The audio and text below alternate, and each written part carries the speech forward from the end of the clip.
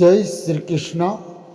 વાલા શ્રોતાઓ, જીવન સમુદ્ર જેવું મસ્ત બની જીવો. તેને કોઈ નદી મળે કે ના મળે, એ તો પોતાની મસ્તીમાં જ હિલોરા લેતો હોય છે. જો તમારે કામના જ રાખવી હોય તો પોતાના સ્વસ્વરૂપને પામવાની કામના રાખો, અને તમારે પ્રેમ જ કરવો હોય તો પોતાની જાતને પ્રેમ કરો. બાકી બધું તો દુઃખનું મૂળ છે. આજે સફલા એકાદશી છે ને આ ઓડિયોનો પહેલો ભાગ ગઈ મોક્ષદા 11 અને ગીતા જયંતિના દિવસથી શરૂ કર્યો હતો, અને આજે પ્રવેશવા જઈ રહ્યા છીએ. પ્રકરણ 1માં આપણે મનની રચના વિશે અને સંસ્કારોની મન પર પડતી અસર વિશે સમજ્યા. પ્રકરણ 2માં ધ્યેયનું મહત્ત્વ સમજ્યા કે ધ્યેય વગરના જીવનની કોઈ કિંમત નથી. ધ્યેય વગરનું જીવન કપાયેલી પતંગ જેવું છે. જેમ દોરીથી પતંગ કપાતા નીચે પડી જાય છે, તેમ ધ્યેય વગરનો કે ધ્યેયથી ચલિત થયેલો માણસ ઊંડા ખાઈમાં પડે છે. માટે જીવનમાં કંઈનું કંઈ ધ્યેય અવશ્ય રાખજો. મારા આ વિષય પરના આગળના ઓડિયો તમે સાંભળ્યા છે કે નહીં તેવું નથી જાણતો, પરંતુ જો મનના ઘડતરમાં તમને રસ હોય અને જીવનમાં કંઈક બનવામાં રસ હોય તો દર રવિવારે અપલોડ થતા દરેક ઓડિયો દર અઠવાડિયે મળતા રહે તે માટે આ ચેનલને સબસ્ક્રાઈબ કરી ના હોય તો કરી લેશો એવો મારો દિલથી આગ્રહ છે. આજે જ્યારે માણસ અનેક ચિંતાઓ, સંઘર્ષ, દ્વેષ, ઈર્ષાઓ અને તણાવથી દુઃખી છે, ત્યારે આ દરેક સુધી પહોંચે તેવી મારી ભાવના છે. કોઈક માર્ગ ભૂલેલા, કોઈક દુઃખી કે કોઈક જીવનથી હારેલા માણસને આનાથી દિશા મળશે તો ઘણી સેવા કરી ગણાશે. જીવન દ્રષ્ટિ ચેનલનો ઉદ્દેશ્ય જ લોકોને જીવન વિષય દ્રષ્ટિ મળે તે છે. મારા દરેક વિડીયો લોકોને ગમે તેવા નહીં, પરંતુ લોકોને હિતકારી હોય તેવા બનાવવાનો હું આગ્રહ રાખું છું. હવે આપણે પ્રકરણ 3માં પ્રવેશીશું. આપણે ગયા પ્રકરણમાં જોયું કે આપણું મન અનેક જન્મોના સંસ્કારોથી ભરેલું છે. જે મનથી આપણે આ જગતમાં જીવવાનું છે એ સાધન જ જો યોગ્ય નહીં હોય તો આપણું જીવન દુઃખી થઈ જશે. માટે આપણે આપણી અંદર રહેલા ખોટા સંસ્કારોને દૂર કરવા પડશે અને મનને સ્થિર કરવું પડશે. પરંતુ મનને સ્થિર કેવી રીતે કરીશું? તો તે માટે ભગવાને આપણને સ્થિત પ્રજ્ઞા થવાનું કહ્યું છે. સ્થિત પ્રજ્ઞાનું ધ્યેય આપ્યું છે. તો સ્થિત પ્રજ્ઞા એટલે કે જેની ઈશ્વરમાં બુદ્ધિ સ્થિર છે, તે જેનું મન ઈશ્વરમાં જ સ્થિર છે. બીજી કામનાઓમાંથી જેને મન હટાવીને ઈશ્વર માટે જેનું ધ્યેય છે, તે આ ધ્યેયમાં મન સ્થિર રહે તે માટે મનની બેઠક મજબૂત કરવી પડશે. આપણે 5 વર્ષ માટે ચૂંટાઈ આવ્યા, પરંતુ 5 વર્ષ પછી મારી ખુરશીનું શું? ફરી મને સત્તા મળશે કે નહીં? આમ આપણી ખુરશીની ચિંતા હશે તો આપણે પ્રજા કલ્યાણના કામોમાં ધ્યાન નહીં આપી શકીએ. પરંતુ ખુરશી ટકાવવા જ જાત જાતના પેતરા કરશું, લોકોને લડાવીશું, ભાગલા પાડી રાજકારોની નીતિ અપનાવીશું, ખોટા વાયદાઓ પ્રજા આગળ કરીશું. પહેલાં રાજાશાહી હતી ત્યારે ખુરશીની ચિંતા નહોતી, માટે રાજા પ્રજા કલ્યાણના કામો કરી શકતા. આમ બિલકુલ આવું જ છે આપણા મનનું.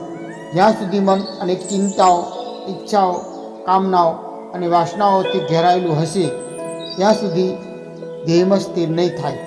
તેથી જ શ્રી કૃષ્ણ ભગવાને ચિત્ત પ્રજ્ઞાના લક્ષણોમાં પહેલું લક્ષણ કીધું છે, પ્રજહાતિ યદા કામાન સર્વા પાર્થ મનોગતાન આત્મનેવા આત્મના તુષ્ટ ચિત્ત પ્રજ્ઞા તદુચ્યતે.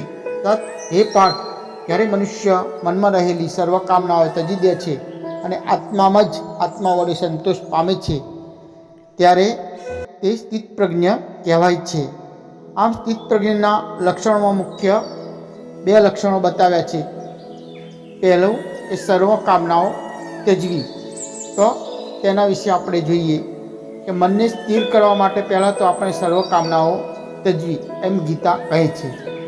જ્યારે કામનાઓ તજશો ત્યારે બુદ્ધિ સ્થિર થશે, અને બુદ્ધિ સ્થિર થશે પછી જ બેઠક મજબૂત થશે. આપણને અલગ અલગ કામનાઓ છે.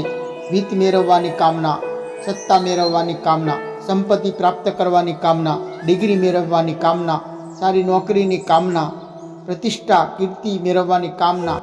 આમ આપણી કામનાઓનો અંત જ નથી. એક પૂરી થાય તે પહેલાં બીજી આપણે ઊભી કરી દીધા હોય છે. એ દરેકને હું કંઈક મેળવવું, કંઈક બનવું તેવી કામના હોય છે. પરંતુ આજે તો કહેવાતા કથાકારો અને યુટ્યુબમાં પણ લોકોની કામનાઓને ભડકાવવામાં આવે છે. એવા જાત જાતના પ્રલોભનો બતાવવામાં આવે છે કે તમે આ રીતે શિવલિંગની પૂજા કરશો તો તમારી આ કામના પૂરી થશે. તમે આટલું શિવલિંગને અર્પણ કરશો તો તમારાને આ પ્રાપ્ત થશે. આમ લોકોને ભક્તિના નામે અવરા માર્ગે ચડાવી દેવાય છે. ભક્તિને પણ કામના પ્રાપ્ત કરવા માટેનું સાધન બનાવી દેવાય છે. ફલાણી દેવીની પ્રસન્નતાથી તમે કરોડપતિ બની જશો. આમ ભક્તિથી ખરેખર સંસારિક આસક્તિ છોડી મનને ભગવાનને માં જોડવાનું છે. તેને બદલે ભક્તિ પણ વાસનાઓ વધારવાનું કામ કરે છે. ત્યારે ગીતામાં તો ભગવાને કહ્યું છે કે તું સૌથી પહેલાં તારી બધી કામનાઓ છોડીને મારી પાસે આવ તો જ તું ભક્ત. માણસ આ કંઈક મેળવવા અને બનવામાં પોતે જે છે તે પોતાનું સાચું સચ્ચિદાનંદ સ્વરૂપને ભૂલી જાય છે. અર્થાત એમ કહેવાય છે કે જેવી મનમાં કામના પ્રગટ થાય છે તે પોતાના સ્વરૂપથી જુદો પડે છે. ગીતામાં આ માટે સરસ ચિત્રણ કર્યું છે. ધ્યાયતો વિષયાન પુરુષ સંગસ્તે સુપજાયતે સંગા સંજાયતે કામ કામ ક્રોધાત વિજાયતે. અર્થાત વિષયનું ચિંતન કરતા પુરુષને તે વિષયોમાં આસક્તિ થાય છે, અને આસક્તિથી કામના થાય છે, અને કામનાથી ક્રોધ જન્મે છે. ક્રોધાત ભવતી સમોહ, સમોહા સ્મૃતિ વિભ્રમ, સ્મૃતિભ્રસાદ બુદ્ધિનાશો, બુદ્ધિનાશાત પ્रणश्यति. ટૂંકમાં કામનાથી માણસને પોતાનું અસલ સ્વરૂપ જે સચ્ચિદાનંદ સ્વરૂપ છે તે સ્મૃતિભ્રમ થતાં એટલે કે વિસરાઈ જાય છે. ત્યારબાદ માણસ અશાંત બની જાય છે, અને ત્યાર પછી તે શું કરે છે તેનું તેને ભાન રહેતું નથી. મિત્રો, આ શ્લોકના ડીપમાં તમારે જવું હોય તો આ અંગેનો મેં અલગ પહેલાં વિડીયો બનાવેલો છે કે મનને કંટ્રોલ કેમનો કરવો તે આપે જોઈ લેવો. કે આ કોઈએ સાચું જ કહ્યું છે કે આખું જીવન સુખી થવાની લાઈનમાં દોડ કરીને દુઃખી થયા કરે છે તેવા પ્રાણીને જગતમાં માનવ કહે છે. આમ મેળવવાની લાઈમાં જે છે તે માણસ ભોગવી શકતો નથી અને જીવનનો આનંદ ગુમાવી દે છે. કામનાઓ માણસને અપૂર્ણ બનાવે છે. કામનાઓમાંથી જ બેચેની ઉદ્ભવે છે. અસંતોષ ઉદ્ભવતા જીવનનો સાચો આનંદ ગુમાવી દે છે અને આખું જીવન અશાંત બની જાય છે. માટે આપણે સમજવું પડશે કે શાંતિ એ જ સાચું સુખ છે. શાંતિથી મોટું કોઈ સુખ નથી.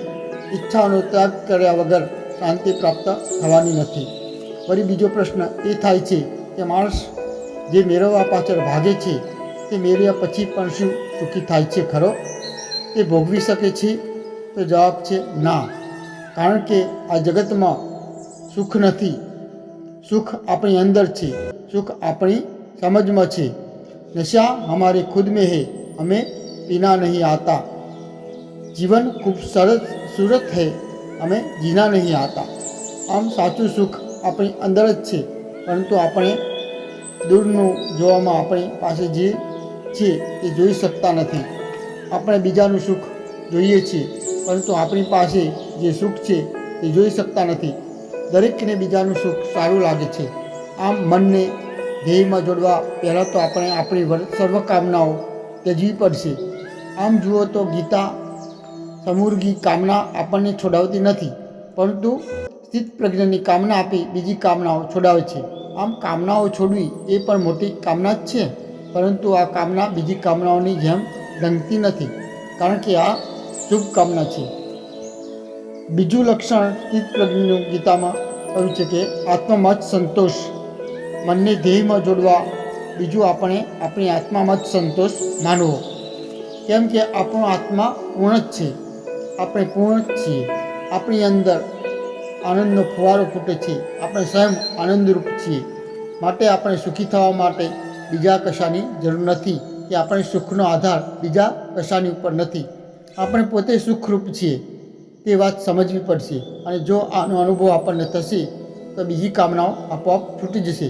ગીતામાં આ વિશે કહ્યું છે કે યાવનર્થ ઉદપાને સર્વત સંપ્લુતોદકે તાવાન સર્વેષુ વેદેષુ બ્રાહ્મણસ્ય જાનતમ.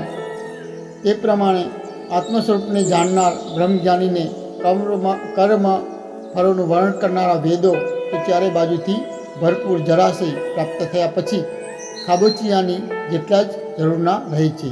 અર્થાત જેને પોતાના આત્માનું જ્ઞાન થયું, આત્મસંતોષ થયો, તેને બીજી કામનાઓ ખાબોચિયા જેવી લાગે છે અને છૂટી જશે. તે પેટ ભરીને ધરાયેલું છે તે શા માટે જમવા બનાવવાની પરોજણમાં પડશે. આમ ચિત્ત પ્રજ્ઞના બંને લક્ષણો, આમ તો સર્વ કામનાઓનો ત્યાગ અને આત્મામાં જ સંતોષ એકબીજાની પૂરક છે.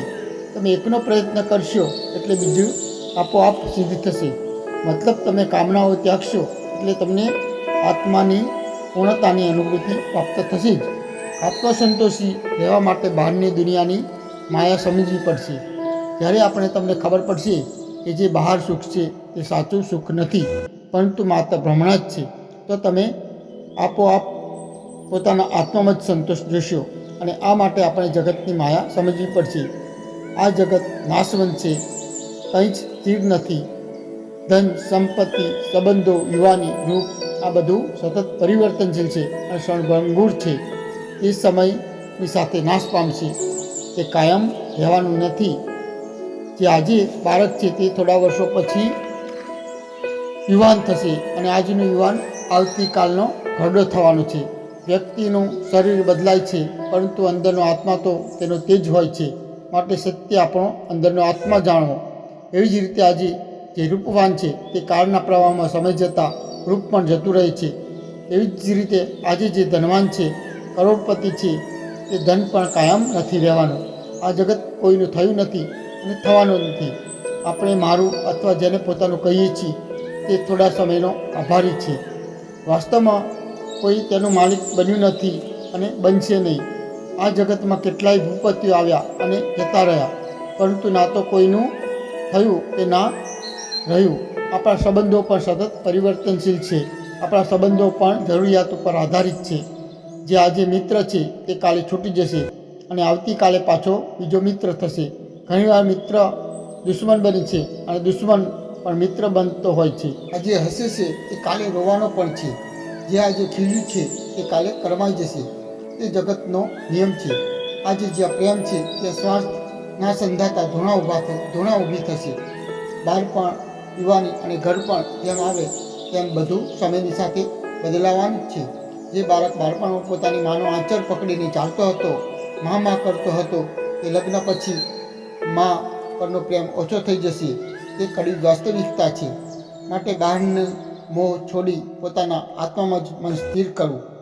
જ્યારે તમને ખબર હશે કે આવનાર વ્યક્તિ મને છેતરવા આવી છે, તો તમે સાવધાન થઈ જશો અને છેતરાશો નહીં. એવું જ મોહ માયાનું છે. જ્યારે આ સંસારનું સાચું જ્ઞાન આપણને થશે કે આ જે દેખાય છે તે સાચું નથી, પરંતુ તે એક ભ્રમણા છે, તે પરિવર્તનશીલ છે, ત્યારે તેની અસર તમને થશે નહીં અને તમે મોહ માયામાં ફસાશો નહીં. માટે બહારનો મોહ છોડી પોતાના આત્મારૂપ પરમાત્મામાં જ મન સ્થિર કરવું અને આત્મામાં જ આનંદ જોવો, જેથી આપણને પૂર્ણતાનો અનુભવ તથા સંતોષ પ્રાપ્ત થશે. આમ સંતોષી રહી કર્મ કરવાની ના નથી પાડી ગીતામાં, પરંતુ વ્યર્થ તૃષ્ણાઓ ત્યાગવાનું કહ્યું છે.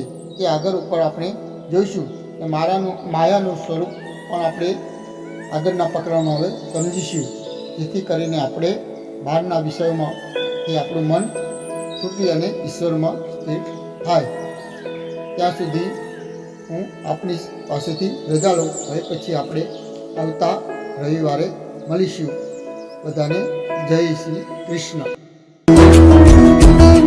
अच्युतं केशवं कृष्णदामोदरम्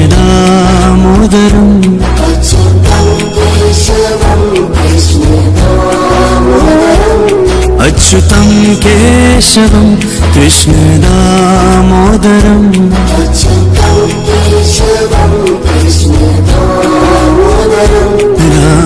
रामनारायणं जानकी वल्लभम्